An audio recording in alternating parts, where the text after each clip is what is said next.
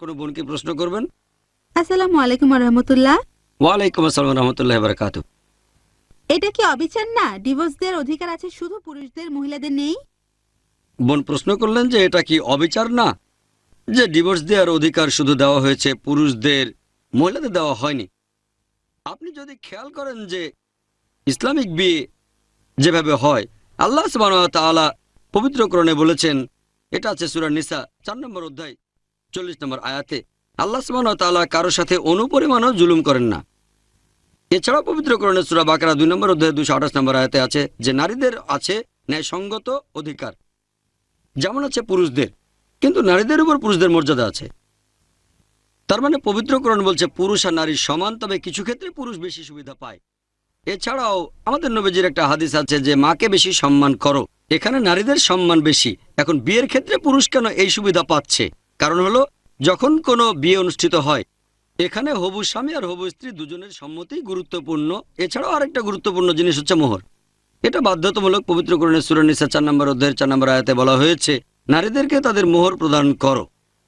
আর তার মানে একটা বিয়ে আইন সিদ্ধ হতে গেলে মোহর আবশ্যিক। তাহলে বিয়েতে মোহর দেওয়া হচ্ছে। হবু স্ত্রী ইচ্ছে মতো দাবি করতে পারে।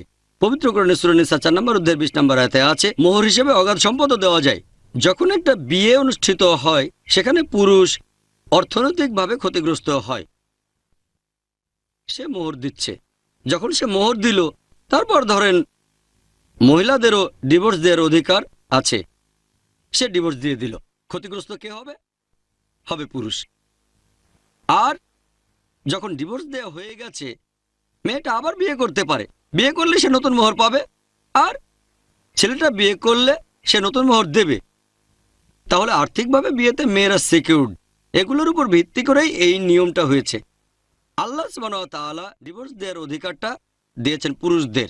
এছাড়াও পবিত্র কোরআন বলছে সূরা নিসা 4 নম্বর অধ্যায় 34 নম্বর আয়াতে, আর-রিজালু কাওয়ামুনা আলান নিসা, অর্থাৎ পুরুষ হলো নারীদের সাহায্যকারী, কারণ আল্লাহ তাদের নারীদের উপরে শ্রেষ্ঠত্ব দিয়েছেন।